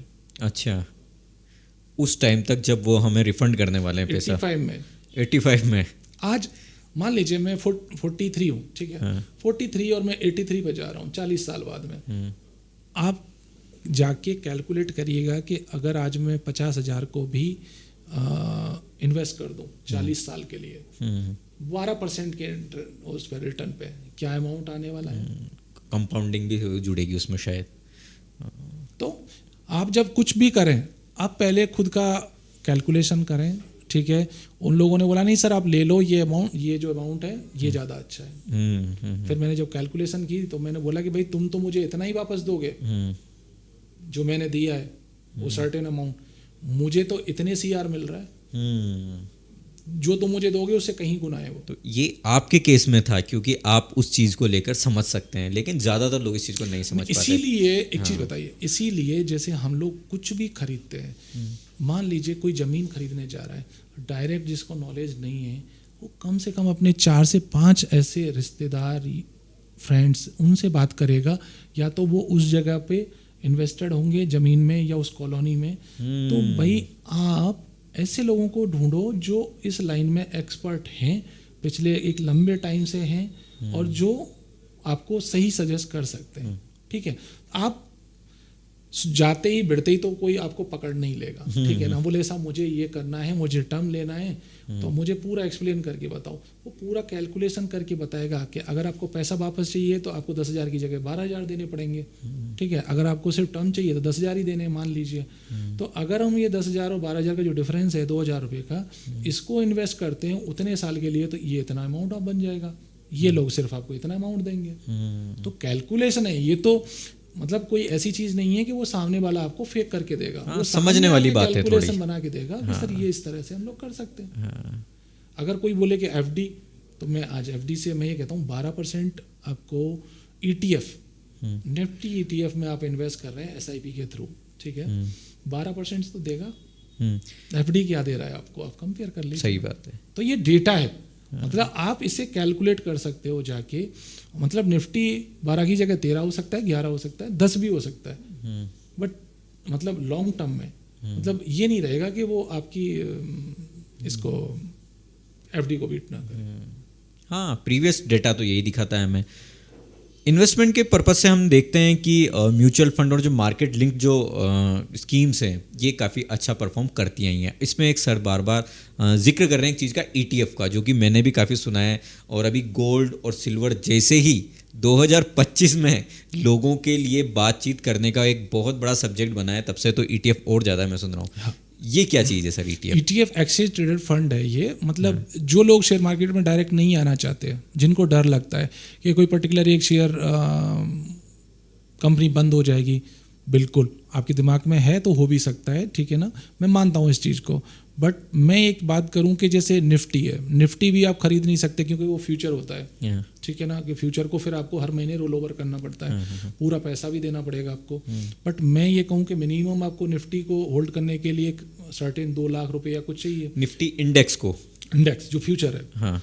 बट मैं निफ्टी लेना चाहता हूँ, बट मैं चाहता हूँ कि मेरा इन्वेस्टमेंट लॉन्ग रहे, तो उसके लिए क्या करें?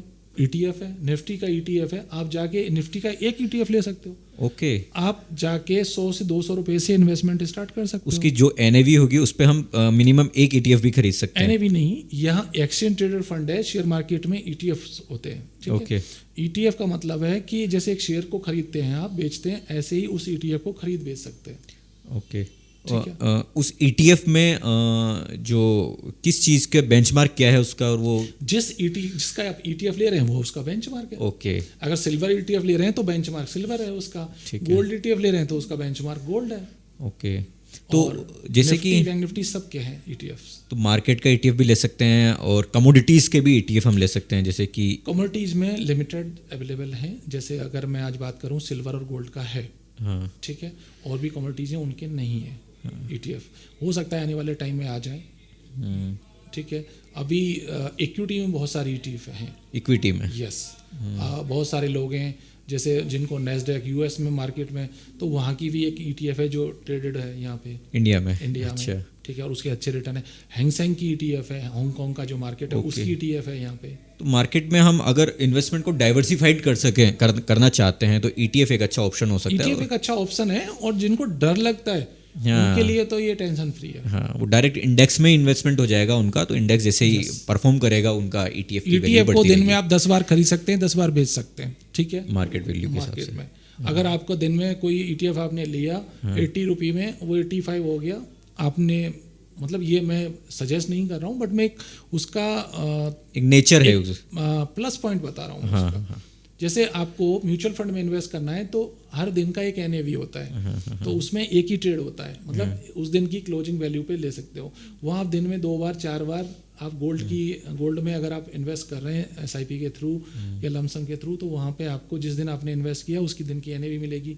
बट ETF में, गोल्ड की जो ETF है उसमें दिन में 3 बार 4 बार आप कर सकते हैं, फ्लक्चुएशन हो रहा है तो। गोल्ड और सिल्वर ETF की मैं थोड़ा सा समझना चाहूँगा कि गोल्ड और सिल्वर जैसा कि हम देख रहे हैं कि इसमें प्राइस दिनों दिन बढ़ता जा रहा है, और पिछले 24, 25 और 26 की अगर हम बात करें इस ड्यूरेशन की, तो जस्ट डबल से भी ज़्यादा वो हो चुका है। अब लोग कहते हैं कि इसको आप ऑर्नामेंट्स के रूप में मत लो, इसको आप फिजिकल गोल्ड की जगह आप डिजिटल गोल्ड या फिर ETFs लो, तो इसको हम कैसे समझ सकते हैं कि क्या फ़ायदेमंद होता है? अगर आप कहीं पे भी गोल्ड ले रहे हैं घर में ऑर्नामेंट्स के रूप में, तो आपको मेकिंग चार्जेस और ये सब देके महंगा पड़ता है, ठीक है।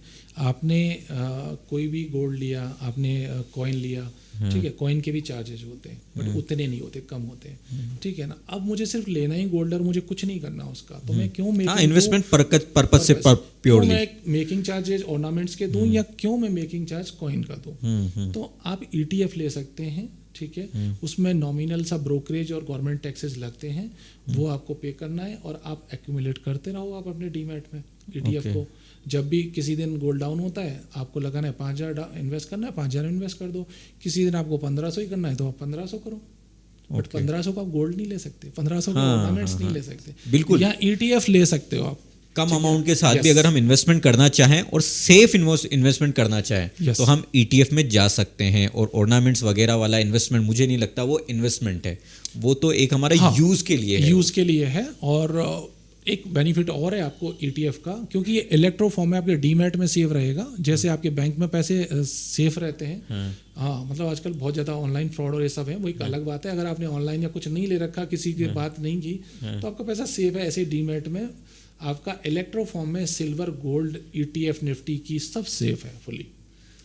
कोई रिटायर्ड पर्सन है, उसको इन्वेस्टमेंट जो कि अब ऑनलाइन फॉर्म में ज़्यादातर चीज़ें हैं, उसको एक डर है कि मैंने इन्वेस्टमेंट किया तो ये कहीं मिस हो गया मुझसे, अगर कोई चीज़ खो गई या मतलब कुछ भी हो सकता है, संभावना है कि तो ये इन्वेस्टमेंट क्या मेरा ज़ीरो हो जाएगा, या फिर एक तरीके से मेरे घर वाले इसको रिडीम नहीं कर पाएंगे? नहीं। एक चीज़ ध्यान रखिएगा कि जैसे कोई भी आपने म्यूचुअल फंड में इन्वेस्ट किया या यहाँ शेयर में या फिर कोई भी किया, तो उसकी सारी डिटेल्स आपके मेल पे एक बार आती हैं जी, ठीक है।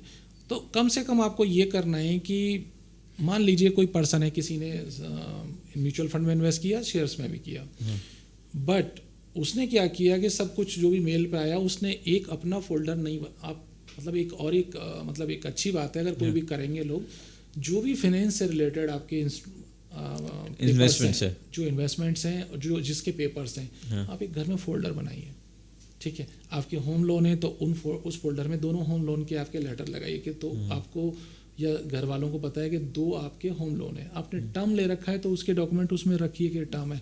आपने म्यूचुअल फंड में इन्वेस्ट किया तो उसका मेल पे जो आपका प्रिंट फिजिकल कॉपी रख सकते हैं हम उसकी, प्रिंट लेके उसमें लगा दीजिए, ठीक है। आपने डीमैट अकाउंट ओपन किया तो डीमैट का भी क्लाइंट मास्टर आता है, ठीक है ना, उसकी एक डिटेल आती है पूरी, उसका प्रिंट लगा दीजिए, तो आपको सबको पता है आपके घर वालों को कहाँ पे क्या है। ओके और ये जो सारा पैसा है जैसे म्यूचुअल फंड्स में है, ये सिक्योर है, गवर्नमेंट से सेफ है ये? ओके, रेगुलेटेड है तो सेफ है, यहाँ कहीं कोई दिक्कत नहीं है, इस तरह का दिक्कत नहीं है आपका। ठीक है, मैं ऐसे एग्जांपल बता दूं, जो लोग 97 या 98 के इन्वेस्टमेंट हैं वो कंपनीज यहाँ आज नहीं है, मॉर्गन स्टैनली या जो चली गई इंडिया से, बट जो अपना बिजनेस है वो किसी और को हैंड ओवर करके गए थे, उनके इन्वेस्टमेंट भी आप सोचिए कि 2024-25 में उनके इन्वेस्टमेंट उनको मिल रहे हैं, तो कितना सेफ है। हाँ, ये एक बड़ी चीज़ हो जाती है लोगों को इन्वेस्टमेंट करने से पहले समझना। आपके पास में वो लेटर था, उस लेटर को और उस फोलियो को नंबर को लेके आपने पता किया कि मॉर्गन स्टैनली किस में मर्ज हुआ, मान लीजिए HDFC में, तब HDFC पहुंच गई, साहब ये मेरा फोलियो है, इसकी क्या वैल्यू है, कि साहब इसकी वैल्यू ये है, बट ये तो बहुत पुराना है, आपको इसमें ये डॉक्यूमेंट अपडेट कराने पड़ेंगे, तो ये हो जाएगा और फिर उसके बाद आप रिडीम कर सकते हैं, तो वो फुल्ली सेफ है। फुल्ली सेफ है, ओके। अब एक चीज़ हम समझते हैं कि कोई एक पर्सन है जिसकी सैलरी ज़्यादा नहीं हो के 20 से 25 हज़ार हो सकता है कम भी हो, और उसे लगता है कि मुझे रिटायरमेंट तक एक ऐसा अमाउंट चाहिए जो उसको आगे की लाइफ जीने के लिए करोड़पति बनना है, एग्जाम्पल के तौर पे हम एक लेते हैं एक अमाउंट, तो क्या ये पॉसिबल है? हाँ पॉसिबल है, जितना जल्दी आप इन्वेस्ट करेंगे। वो इन्वेस्टमेंट केवल 2,000 रुपये करना चाहता है, क्योंकि 2,000 रुपये बचा, खर्चे वगैरह निकाल के 2,000 रुपये बचा सकता है, तो कि कैसे पॉसिबल हो पाएगा? देखिए, अगर कोई भी आदमी आज मान लीजिए कि कोई भी प्राइवेट जॉब स्टार्ट करता है, जिस 25 साल एज मान लेते हैं, हाँ, इस सिनेरियो में 20 से 25 हज़ार रुपये सैलरी आराम से, 15 से 20 हज़ार रुपये या 25 हज़ार रुपये सैलरी आराम से मिलती है। हाँ, लाइबिलिटी भी नहीं होती है 20 उम्र में। यस, तो वो 2,000 की SIP भी स्टार्ट कर सकते हैं। अगर वो 25 साल के हैं और रिटायरमेंट की एज हमारे यहाँ 60 है मान लीजिए, तो वो 35 साल तक अगर SIP करते हैं 2,000 रुपये का, मैं रफ आइडिया एक लूँ कि 12% के रिटर्न के हिसाब से, तो आप सोचिए क्या अमाउंट बन सकता है उस पर। कोई आइडिया नहीं मुझे 12% के हिसाब से, तो 12% के हिसाब मिनिमम लेंगे हम लोग। ये 15 भी हो सकता है, अब जाके मिड कैप में देखेंगे तो कई बार अच्छे रिटर्न्स भी हैं, 20+ भी हैं, बट हम लोग 12% ही ले रहे हैं। हमारी किस्मत अच्छी हुई उस टाइम पे, ठीक है, हो सकता है 15 हो जाए, 14 हो जाए, 16 हो जाए, 12% पकड़ के चलते हैं, नॉमिनल लेते हैं 12% का। तो आप सोचिए कि टोटल 35 साल तक वो कर रहे हैं, तो साल का 24,000 रुपये वो इन्वेस्ट कर रहे हैं, ठीक है। तो उनका जो अमाउंट है, अगर वो आफ्टर 60 के बाद में अगर वो रिटायर्ड होते हैं तो 35 ईयर्स के बाद, यस, तो 35,000 तक उनकी SIP चलेगी, सिर्फ 2,000 रुपये की। 35 ईयर्स तक, 35 ईयर तक उनको 2,000 रुपये देना है, जो नॉमिनल सा अमाउंट है। तो वो अमाउंट 12% के हिसाब से मोर देन 1 CR होगा, 1.25 के आसपास। 1,25,00,000 रुपए 1,25,00,000 केवल 2,000 रुपये इन्वेस्ट करके। एग्जैक्ट फिगर आप सुनना चाहते हैं तो मैं देख के बता दूं आपको। एग्जैक्ट फिगर है 2,000 रुपये से 1,25,00,000 रुपए। अगर 2,000 रुपये का आपका SIP है, हाँ, कोई 25 साल का बच्चा है, वो स्टार्ट करता है और 60 में जाके रिटायर्ड होता है, तो उसे 35 साल तक वो कैरी करनी है SIP। 1.29 के आसपास वो अमाउंट बनेगा, 1,29,00,000 के आसपास, वो भी 12% के हिसाब से। नॉमिनल मैं बता रहा हूँ, बट ये सुन के खुश नहीं होना, इसके बाद उसकी तपस्या है 35 ईयर। 35 साल क्या होते हैं पता है आपको? 35 साल तक वो कैरी करना पड़ेगा, तब जाके 1.29 मिलेगा। बिल्कुल, अप एंड डाउन्स वगैरह सारी चीजें हैं, मार्केट अप एंड डाउन सब मिल चलेंगे। कोई भी जॉब करता है उसमें PF का भी अमाउंट होता है, और मतलब कभी कोई बाइक लेता है, बाइक की EMI जाती है, फिर कार लेता है, घर लेता है, तो सब ये हमने संभावनाओं पे आधारित बात करी है। अगर हम प्रीवियस डेटा को देखते हैं, एग्जाम्पल के तौर पर कोई है बंदा जिसने 2008 में SIP शुरू करी थी, 2,000 रुपये की SIP शुरू करी उसने, कोई भी मिड कैप में शुरू करी, आज 17 साल बाद या 18 साल बाद अगर हम देखें तो क्या ये पॉसिबल हुआ है? हाँ, अब आज की डेट में है। मैं 12%, देखिए मेरी बात मत मानिए कि मैं जो बोल रहा हूँ कि 12% 14%, आप तो जाइए आपके आसपास कोई आप ढूंढिए कि कोई भी म्यूचुअल फंड से रिलेटेड जो म्यूचुअल फंड डिस्ट्रीब्यूटर हैं उनसे जाके मिलिए, ठीक है। आपके आसपास कोई EMC का ऑफिस है, आप वहाँ जाइए, ठीक है। उनसे पता करिए कि भाई मेरी ये एज है, मेरे अगर मैं 25 साल का हूँ तो क्या मेरे लिए मिड कैप ठीक है? बोलते हैं कि ठीक है सर। तो आपके मिड कैप का मुझे बताइए कि क्या रिटर्न है, पिछले 10 साल में क्या रिटर्न है, पिछले 15 साल में क्या है, 20 साल में क्या है। अगर आपकी उस पर्टिकुलर फंड की जो एज है वो मोर देन 25 है, तो वो भी उनसे पूछिए, आपको क्लियरिटी हो जाएगी। और जब हम बात कर रहे हैं, मान लीजिए किसी भी शहर में हर एक जगह आजकल ऑफिसेज हैं और म्यूचुअल फंड डिस्ट्रीब्यूटर हैं, आप गूगल पे जाके सर्च करिए, 1-2 लोगों से मिलिए, मेहनत आपको करनी पड़ेगी। हाँ, रिसर्च जैसा कि हमारी गाड़ी लेने के लिए, फोन लेने के लिए आपके पास टाइम है तो म्यूचुअल फंड में इन्वेस्ट करना है, तो अगर 1.25 करोड़ बनाना है तो उसके लिए किसी से जाके मिलो तो सही, टाइम तो लो किसी से। तो ये सब पावर ऑफ कंपाउंडिंग की वजह से Yes. पॉसिबल है 35 और साल टाइम देना। 35 साल का हाँ। कंपाउंडिंग है उसमें। हाँ बिल्कुल, 35 साल का कंपाउंडिंग भी हुआ और कोई भी इतनी सी बचत तो आई थिंक कर ही सकता है। और अगर हमें एक वेल्थ क्रिएट करनी है, एक अच्छी लाइफ जीनी है रिटायरमेंट के बाद या रिटायरमेंट से कुछ पहले, या फिर हमारे कुछ गोल्स भी हो सकते हैं फाइनेंशियल, तो उनको अगर पूरा करना है तो हम म्यूचुअल फंड और ETF और मार्केट से हम उस चीज़ को प्लान कर सकते हैं। Yes. एक चीज़ और मैं सर जानना चाहूँगा कि इसमें टैक्स का भी कुछ रहता है म्यूचुअल फंड में जो हम यस, म्यूचुअल फंड में दो चीज़ें मैं अभी Return आपके मिलता साथ में मैं बात करूंगा कि पहले क्या था, लॉन्ग टर्म टैक्स फ्री था। अच्छा, 2000 शायद 17 long term in the sense long term का मतलब है 1 साल से ज़्यादा। एक साल से पहले अगर हमने उसको रिडीम कर लिया हमारे इन्वेस्टमेंट short term है। शॉर्ट टर्म हो गया। यस, और 1 साल से ज़्यादा हो गया, एक दिन भी ज़्यादा हुआ तो वो आपका लॉन्ग टर्म हो गया। लॉन्ग टर्म 2017-18 में जेटली साहब थे, तब तक लॉन्ग टर्म पे कोई टैक्स नहीं था। ओके, 1 साल से ज़्यादा कोई भी आपका इन्वेस्टमेंट है शेयर मार्केट में या म्यूचुअल फंड में, उस पर कोई टैक्स नहीं था। ठीक है, उसके बाद में अभी टैक्स है। तो जैसे आज कोई भी आपका म्यूचुअल फंड में आपको लॉन्ग टर्म में मान लीजिए प्रॉफिट हो रहा है 1.25 लाख तक, तो आपको कोई टैक्स नहीं देना। 1.25 लाख से ऊपर आपको 12.5% देना। अच्छा, 1.25 लाख 12.5%। 1.25 लाख से ऊपर जो 2 लाख किसी को प्रॉफिट हुआ 1 साल म्यूचुअल फंड में, तो उस पे जो ये 75,000 है उस पे आपको टैक्स देना है 12.5%। शॉर्ट टर्म और मतलब लॉन्ग टर्म पे 12.5% और शॉर्ट टर्म पे आपका 20%। तो इसके लिए ऐसी क्या स्ट्रेटेजी रख सकते हैं कि हम टैक्स सेविंग भी हो सके और हम इन्वेस्टेड भी रह सकें? देखिए, लोगों को ये चीज़ अभी नहीं है, धीरे धीरे के लोगों को समझ में आएगी कि अगर मान लीजिए कि किसी का म्यूचुअल फंड में इन्वेस्टमेंट है, आप समझिएगा कि मान लीजिए आप 2000 से SIP स्टार्ट कर रहे हैं, तो ये आपके लिए तो अभी नहीं है ये, बट लेटर सूनर ये चीज़ आपके पास में भी आने वाली है। बट कुछ लोग हैं जिनकी 10,000 की SIP है, किसी की 20,000 की है, किसी की 5-5 लाख की भी SIP है, किसी की 2 लाख की भी है। अच्छा, SIP सब लोग करते हैं इन्वेस्टमेंट, मतलब डिपेंड ऑन कैपेसिटी कि भाई सामने वाला कितना अर्न कर रहा है, तो उस हिसाब से SIP है। बट जिनका अमाउंट बड़ा है तो वो हर साल उनको, मान लीजिए किसी ने 2 लाख रुपए की SIP है तो 24 लाख इन्वेस्ट हुए उसके साल भर के, SIP 2 लाख रुपए की, ठीक है, तो 24 लाख इन्वेस्ट हुए, तो 24 लाख पे 2 लाख रुपए या 3 लाख रुपए कोई मैटर नहीं करता बनाना। 10% भी बना तो 2,40,000 बना उसका, तो 2,40,000 अगर उसका बना तो उसमें से, ठीक है, अभी शॉर्ट टर्म है वो, बट जैसे जैसे उसका टाइम निकलता जाएगा, टेन्योर बढ़ता जाएगा, तो जो 1 साल से जो हर SIP उसकी है वो उस दिन से लेके 12 महीने काउंट करने।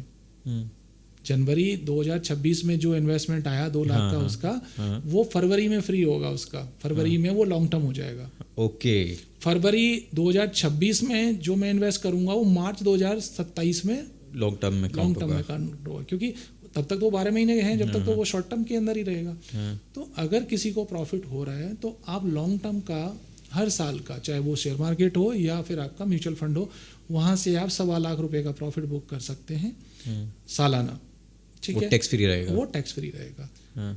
दूसरा ऐसा कि बहुत सारे लोग बोलते हैं नहीं म्यूचुअल फंड को तो छोड़ देना चाहिए 10 साल 20 साल, ये पहले की स्टोरी थी, जब लॉन्ग टर्म कैपिटल गेन नहीं था, छोड़ दो। 2004 वाले लोगों का भी पड़ा हुआ था इन्वेस्टमेंट, वो बट नहीं किया उन्होंने 14 और 17 18 तक, और जब उनको पता लगा कि अब टैक्स देना है, तो जो डेट थी उसके बाद में तो उनको टैक्स देना ही था, तब तक नहीं देना था। तो अब टैक्स देना है आपको लॉन्ग टर्म पे भी, तो अब आपको ये चीज़ को प्लान करना पड़ेगा। पहले तो क्या है कि आपने छोड़ दिया म्यूचुअल फंड में डाल के, क्योंकि टैक्स 1 साल के बाद में आपको देना ही नहीं है, तो आप 10 साल रखो 20 साल रखो, वो पैसा बढ़ता ही जाएगा। बट अब ऐसा नहीं है, अब आपको लॉन्ग टर्म पे टैक्स देना है। तो उसको बचाने के लिए, बचाने से मतलब उसकी प्लानिंग के लिए आप क्या कर सकते हैं कि हर साल आप 1.25 लाख रुपए का long term capital gain profit जो है आपका कैपिटल गेन है वो आप बुक कर सकते हैं। और उसके बाद क्या कि म्यूचुअल फंड में तो आप बोलते हैं लॉन्ग टर्म, तो भाई जब आपने प्रॉफिट बुक कर लिया 1.25 लाख रुपए, उसके 2-3 दिन बाद में उसे दोबारा से उसी जो ये जिस स्कीम में आपने पहले इन्वेस्ट कर रखा था उसमें रिटर्न मिले, तभी तो आप प्रॉफिट बुक कर रहे हैं, उसमें 2 दिन बाद में दोबारा से उसी में बुक कर उसको इन्वेस्ट कर दीजिए। अच्छा, इसमें एक क्वेश्चन आता है कि ये लॉन्ग टर्म में ये वेरी करेगा नंबर ऑफ स्कीम्स पे या फिर हमारा टोटल जो रिटर्न होगा उस पर करेगा? आपने मान लीजिए सारी स्कीम पे आप साल का 1.25 लाख रुपए प्रॉफिट बुक कर सकते हैं कि किसी भी स्कीम से लॉन्ग टर्म। अच्छा, अगर आप आज नहीं करते हैं, मान लीजिए आज आप 2 लाख रुपए सालाना, मतलब 2 लाख रुपए महीने का 24 लाख सालाना बुक जा रहा है आपका इन्वेस्टमेंट, तो 10 साल बाद में आपका जो वो इन्वेस्टमेंट है वो कितना हो जाएगा, अप्रोक्स 2 करोड़ 40 लाख के आसपास SIP का अमाउंट जो आपने इन्वेस्ट किया। अब 10 साल में आपको रिटर्न क्या मिलेगा? 12% के हिसाब से भी रिटर्न अच्छा होगा। तो जब अगर ये डबल भी हो गया, अज्यूम करिए डबल हो जाता है, तो आपको 2 करोड़ 40 लाख पे तो टैक्स बनेगा आपका। उसमें से सिर्फ जिस साल आप 10वें साल आप प्रॉफिट बुक करेंगे उसमें 1.25 लाख प्रॉफिट कटेगा, टैक्स नहीं लगेगा 1.25 लाख पे। बाकी का 2 करोड़ 40 लाख में से जो बचा हुआ अमाउंट है उस पर तो आपको 12.5% देना है। बहुत बड़ा अमाउंट। बट मैं ये बोलूँ कि भाई ये तो हो गया एक्सेप्शन, बट अगर हम लोग नॉर्मल की बात करें कि हर साल 1.25 लाख रुपए का प्रॉफिट बुक करते हैं तो 10 साल में 12.5 लाख के आसपास आपका बच जाता है, टैक्स फ्री हो जाता है वो। बट वही अमाउंट अगर मैंने मान लीजिए 10-12 लाख तो धीरे धीरे करके हो जाता है। कोई भी जिसकी 25-50 सैलरी है उसका इतना अमाउंट हो जाएगा। अगर वो 10 साल बाद में 10 लाख 12 लाख इन्वेस्ट किया और 12 लाख पे 12 लाख ही मिल रहे हैं तो उस 12 लाख में से सिर्फ 1,25,000 टैक्स फ्री होगा। बाकी का जो अमाउंट है उस पर तो उसको देना पड़ेगा।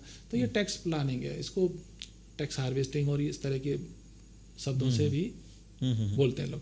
तो बेटर ये है कि आप चीज़ों को समझो और किसी आप ऐसे पर्सन के आप साथ जुड़ो जो आपको हर चीज़ समझाए। यहाँ ये चीज़ इंपॉर्टेंट हो जाती है कि जुड़ना पड़ेगा आपको। मतलब मैं ये कहूँगा कि आसपास जिस एरिया में आप रहते हैं वहाँ सर्च करिए, कोई ना कोई मिल जाएगा आपको। बिल्कुल, ये चीज़ बहुत इंपॉर्टेंट हो जाती है कि हम थोड़ी जो नॉलेज है वो ऐसे सोर्स से लें और ज़रूर लें जिससे कि हमें आगे ऐसे कोई नुकसान या फिर अनएक्सपेक्टेड सिचुएशन का सामना करने की ज़रूरत नहीं पड़े। एक लास्ट चीज़ से हम हमारे इस पॉडकास्ट को समाप्त करेंगे कि एक सिस्टमेटिक इन्वेस्टमेंट प्लान को हमने देखा है कि स्टेप अप भी कर सकते हैं हम। यस।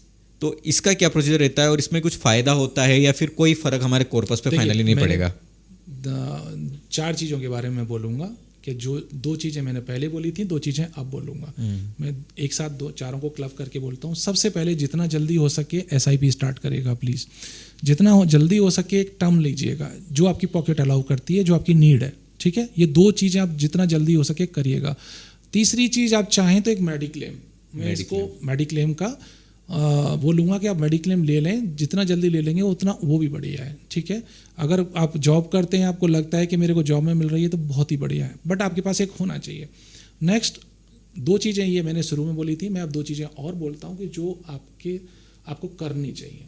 सबसे पहले कि आपको स्टेप अप के बारे में बात की। मान लीजिए SIP आपका है, ठीक है। SIP आपने स्टार्ट किया 5,000 का, तो मैं बोलूँगा कि आपको उस SIP को स्टेप अप जरूर करना चाहिए। स्टेप अप मतलब हर साल उसमें स्टेप अप का मतलब है कि हर साल आप अपनी SIP को 10% से या 20% से बढ़ा रहे हैं, ठीक है। अच्छा। अगर आप अपनी 5,000 की SIP जो आपने स्टार्ट की थी उसको आप स्टेप अप में डाल देते हैं तो स्टेप अप में डालने से क्या होगा कि हर साल वो SIP आपकी बढ़ती रहेगी ऑटो। 5,000 की 5,500 की हो जाएगी, अगले महीने फिर अगले साल फिर वो 10% और इंक्रीज हो जाएगी। तो आपको आइडिया भी नहीं है कि जो 5,000 की जो SIP स्टार्ट की थी 10 ईयर बाद में कितने की हो जाएगी वो स्टेप अप में। टोटल जो SIP का अमाउंट जो बनेगा वो है आपका जो 5,000 की SIP है वो हो जाएगी अप्रॉक्स 11,800 हर साल 10% से वो। ओके, हमारा इन्वेस्टमेंट, ठीक है। आपका जो इन्वेस्टमेंट था जो आपने स्टार्ट किया था फर्स्ट ईयर 5,000 मंथली, अगर आप उसे स्टेप अप में डाल देते हैं 11,500 इन्वेस्टमेंट चालू हो जाएगा, 11,800 की हो जाएगी 10वें साल में जाके आपकी। और उसका रिटर्न लगभग रिटर्न साहब आप देख लीजिए कि जब आपकी SIP 5 की थी वो 11,800 की हो जाती है। तो आप अगर 5,000 की अगर नॉर्मल सिप रखते हैं उसे तो सालाना आपका 60,000 का इन्वेस्टमेंट हो रहा है, ठीक है, जो कि हर साल 10% बढ़ रहा है। तो वो टोटल जो इन्वेस्टमेंट होगा वो 6 लाख का हो जाएगा 10 साल में। अगर यही अमाउंट अगर हम लोग स्टेप अप के थ्रू करते हैं तो जो 6 लाख का अमाउंट है वो 9.6 लाख, जहाँ आपका 6 लाख इन्वेस्ट हो रहा है नॉर्मल सिप के थ्रू, रिटर्न भी उसके अकॉर्डिंग मिल रहा है, स्टेप अप में हो रहा है 9.6। बहुत इंटरेस्टिंग है। तो ये मोर देन 50% से भी ज़्यादा आपका वो हो रहा है ये चीज़ पे। तो ये बिल्कुल समझने वाली चीज़ें हैं। हाँ, ये और एक टैक्स प्लानिंग का जो बात है, ये 2 चीज़ें ये और 2 मैंने पहले बताई थी। इन चारों चीज़ों को आप एक बार मेरे कहने से ना करिए, आप जाके इस पर रिसर्च करिए और अगर आपको ठीक लगती हैं, ठीक है, तो फिर प्लान करिए आप। बिल्कुल। और ये चीज़ें तो आज की तारीख में बहुत ज़रूरी हैं, ये सब चीज़ें आपके पास होना। और राजकुमार जी ने बहुत अच्छी सारी चीज़ें आप सभी को बताई और हमें भी बहुत नई चीज़ें सीखने को मिली। और उम्मीद करते हैं कि आपको भी आज की जो फाइनेंस की क्लास हम बोलेंगे उसमें नई नॉलेज और काफ़ी सारे मिथ्स हैं वो आपके बस हुए होंगे। और अगर फिर भी आपको कोई अपना सवाल पूछना है तो आप कमेंट करके हमसे पूछ सकते हैं। और जैसा कि सर ने आपको बताया कि आज से ही आपको टर्म प्लान, हेल्थ इंश्योरेंस और एक म्यूचुअल फंड के लिए प्लान करना शुरू करना होगा। साथ ही अगर आप शेयर मार्केट में भी आना चाहते हैं तो इसके लिए आपको एक प्रॉपर गाइडेंस लेकर और टाइम देते हुए इसमें आना चाहिए। तो दोस्तों, इस पॉडकास्ट को अगर आपको अच्छा लगता है तो इसे लाइक ज़रूर करना और आगे भी इसी तरह के पॉडकास्ट को देखने के लिए हमारे यूट्यूब चैनल द लोग बस को लाइक करना और अपने दोस्तों के बीच में इस पॉडकास्ट को शेयर करना बिल्कुल ना भूलें। मिलते हैं अगली वीडियो में। Take care.